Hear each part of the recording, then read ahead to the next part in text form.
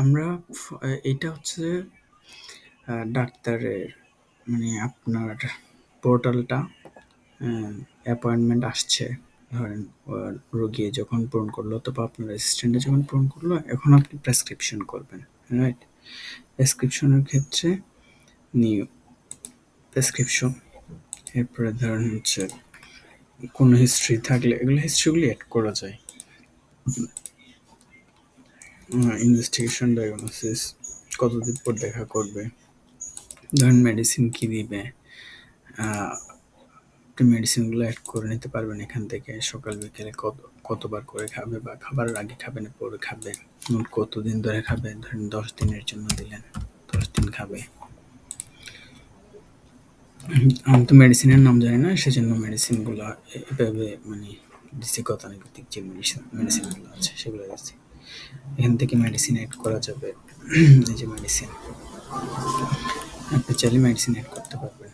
ধরেন যে কোনো হোমিও ওষুধের নাম জানি না, কিছু একটা দিলেন, এরপর হচ্ছে এটা কি টাইপের সেই জিনিসটা সিলেক্ট করলে অ্যাড করতে পারবেন। আমি অ্যাড করে দেখাচ্ছি। ধরেন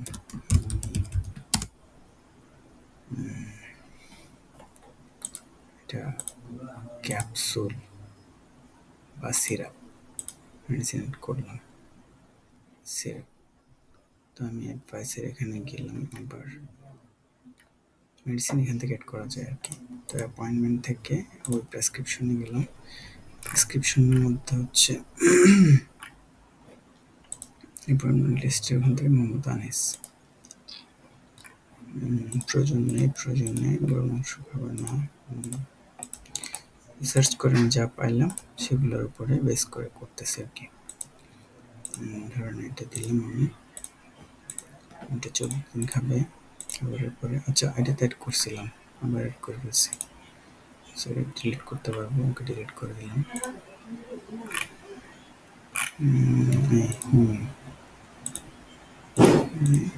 এটা 10 দিন খাবে, খাবারের আগে খাবে।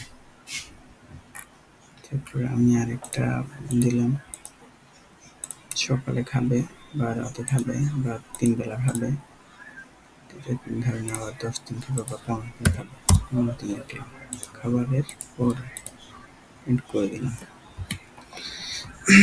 এরপরে গিয়ে রোগীর জেন্ডার লিখলাম, লিখলাম হচ্ছে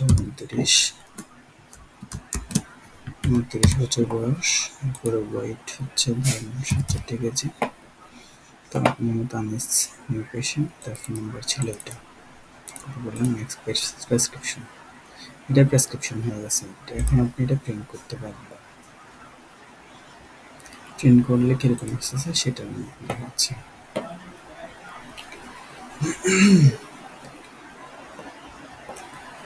এরপরে